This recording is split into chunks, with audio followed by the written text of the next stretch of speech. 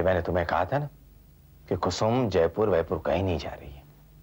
ये सिर्फ उसका एक नाटक है और अब इसका सबूत भी है मेरे पास। मैं कुछ समझी नहीं पापा। बेटे, कुसुम कहीं नहीं जा रही और यही नहीं, उसका बाप भी यही है। आज राम किशोर और दयाशंकर मुझे मिले थे जब मैं ऑफिस जा रहा था। ये आप क्या कह रहे हैं पापा? हाँ बेटे, मैं उन लोगों की फितरत से अच्छी तरह से वाकिफ हूँ। झूठे लोग हैं। इसका मतलब है कुसुम ने मुझसे झूठ कहा? बेटे, ये सिर्फ उसका एक नाटक है और मेरे सामने नाटक वाटक चलने वाला नहीं है।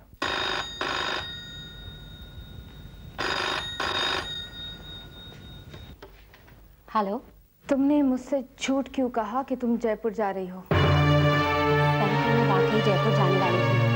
बाबा और सुमन अचानक यहाँ गए तो झूठ बोल रही हूँ। सरिता, मैं सच कह रही हूँ, मैं जयपुर जाने वाली थी। मैं नहीं जानती थी कि बाबा और सुमन यहाँ आने वाले हैं। तुम्हें सब मालूम था। मैं सिर्फ इतना जानना चाहती हूँ कि तुमने मेरे साथ ये नाटक क्यों खेला? सरिता, मैं तुम्हें कैसे विश्वास दिलाऊं? मैं सब समझ गई। आइंदा मुझे फोन नहीं करना।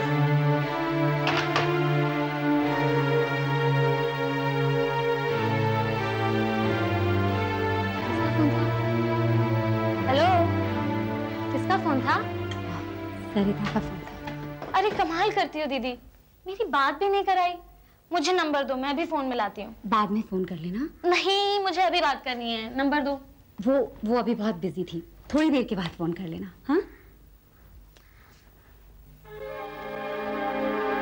ये आपके चेहरे को क्या हुआ? उदास क्यों लग रही हो? नहीं तो नहीं कैसे? आप अपनी बहन को नहीं बताना चाहते? ऐसी कोई बात नहीं है सुमन। दीदी, पहेलियां मत बुझाओ, मुझे वैसे ही बहुत भूख लगी है। भूख लग रही है ना? अच्छा है, पहले कुछ खा ले, फिर आराम से बात करेंगे। क्या मैं अंदर आ सकती हूँ? अरे कामना जी, आइए आइए आइए। किसके नाटक की बातें हो रही थी? अब आपको क्या बताएं कामना जी, इस सरिता के ससुराल वालों से तो हम लोग तंग आ चुके हैं। ऊपर से कुसुम की ये चालाकियां। कुसुम की चालाकियां?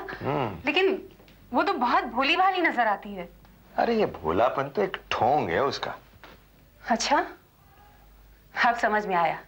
यानी कुसुम ने उस घर में भोलेपन का ढोंग करके ऐसा माहौल बनाया है कि सरिता का उस घर में रहना दूभर हो जाए, है ना? हाँ, अरे वो तो राम किशोर और दयाशंकर आज हमें मिले रास्ते में। दयाशंकर यानी कुसुम का बाप? हाँ। अमरनाथ जी, मुझे इसमें कोई नई चाल नजर आ रही है। कोई ना कोई कारण तो जरूर है। कामना जी, कारण सिर्फ इतना ही है, अपने देवर के साथ अपने नाजायज संबंध तोड़ना ही नहीं चाहती। छी छी छी छी, क्या जमाना आ गया है। एक ही छत के नीचे रिश्ते में ऐसा खिलवाड़। अमरनाथ जी, सरिता तो क्या कोई भी लड़की होती ना तो वहाँ हरगिज नहीं रहती। बहुत अच्छा कि आपने जो वापस नहीं जाने दिया उसे। मेरी मम्मी ने हमेशा मुझे यही बात सिखाई कि इंसान वही होता है जो अपनों के दुख का साथी बने। तुम इस तरह के लिए बोर नहीं होती? दीपक, यादें अगर साथ हो तो अकेलेपन का सहारा बन जाती है। ये सोच सोचकर तुमने अपना क्या हाल बना लिया है। जरा अपने आप को देखो, क्या हो गया तुम्हें? क्या देखो, मैं बिल्कुल ठीक हूँ। क्या ठीक हो तुम? एक तुम हो जो यहां रहकर भी हमेशा आशु को याद करती रहती हो, और एक आशु है जो ऑफिस जा रहा है, खुश है, वो सब काम कर रहा है, वो सिर्फ तुम्हें याद नहीं करता। सरिता, मेरे ख्याल से आशु अब तुम्हें पहले की तरह नहीं चाहता।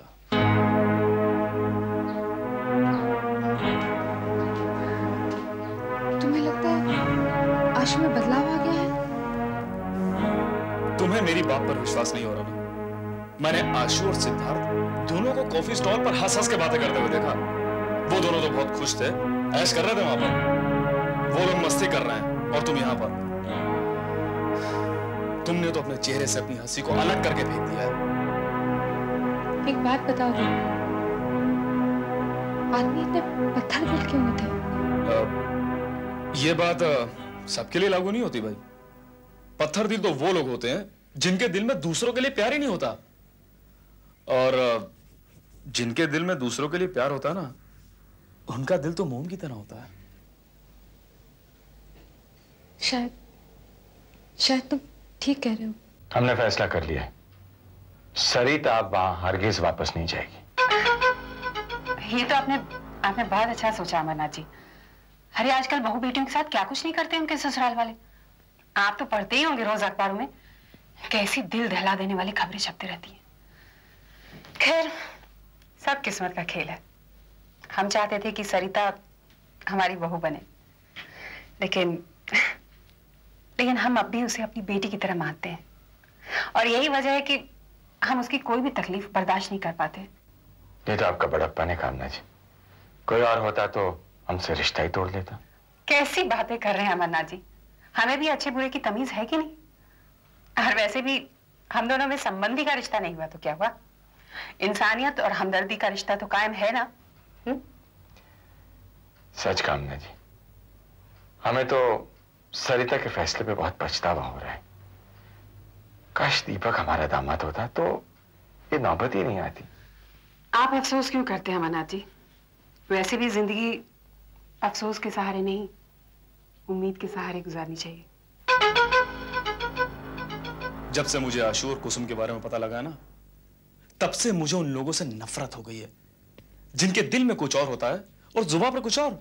नहीं दीपक, गलती मेरी भी थी। कैसी नासमझी वाली बातें कर रही हो तुम?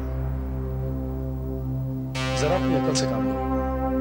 तुम्हारा शक नहीं, हकीकत है। अब भला तुम्हारी कुसुम से क्या दुश्मनी हो सकती है? तुमने तो जो देखा उसी पर रिएक्ट किया, और आशु ने तुम पर हाथ उठाया। जरा गौर से सोचो इस बारे में, गौर से।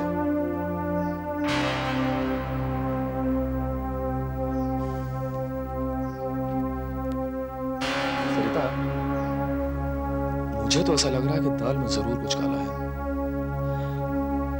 अगर उनकी बातों में थोड़ी सी भी सच्चाई होती तो आशु तुम्हें प्यार से समझाता, इस तरह मार कर नहीं। I am very sorry to say, सच्चाई बहुत कड़वी होती है। हाँ, अगर तुम्हें मेरी बात बुरी लगी हो तो उसके लिए तुम मुझे माफ कर देना प्लीज। नहीं, क्या कह रहे हो दीपक, तुम मेरे दोस्त हो।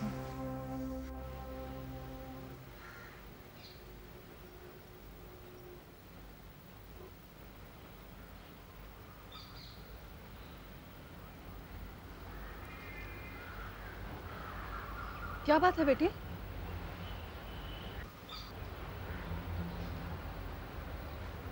आप ही बताइए माँ, जब मैंने अपनी गलती मान ली तो कुसुम को झूठ बोलने की क्या जरूरत थी? क्या झूठ कहा उसने? यही कि वो अपने बाबा के पास जयपुर जाने वाली है, जबकि उसके बाबा तो यहीं पे हैं। तुम कैसे कह सकती हो कि उसके बाबा यही हैं? पापा ने फोन पर बताया। उन्होंने आशु के पापा को और कुसुम के बाबा को रास्ते में देखा था। हो सकता है कि कुसुम।